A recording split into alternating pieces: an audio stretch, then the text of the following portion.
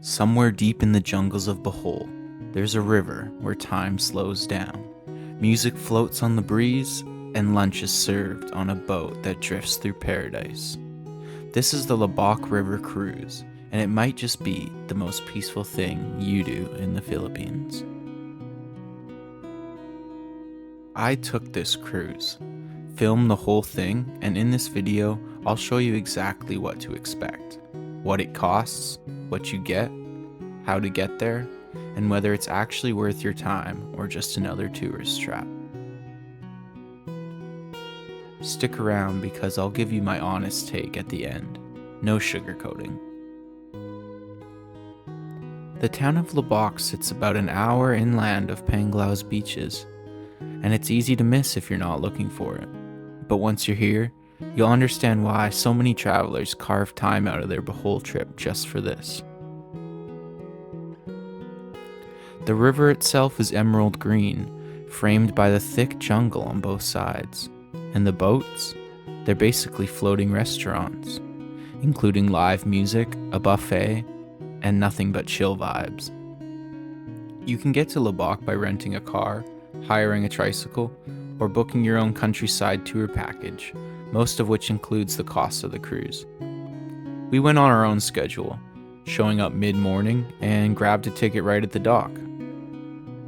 The regular rate is 850 pesos per adult, which is roughly 20 Canadian dollars or 15 US dollars.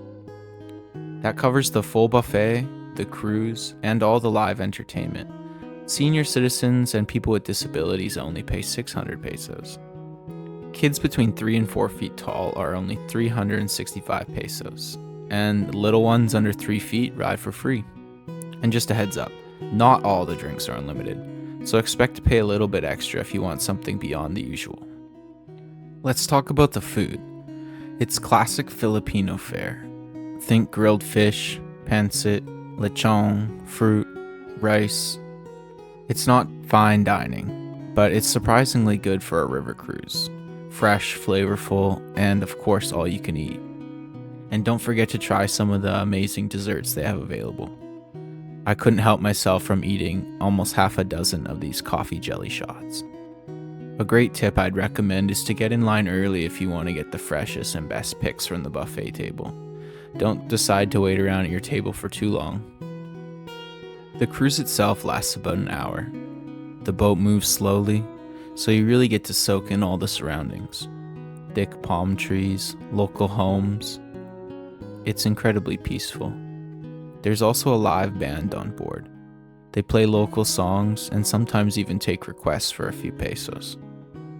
It honestly adds to the charm in my opinion.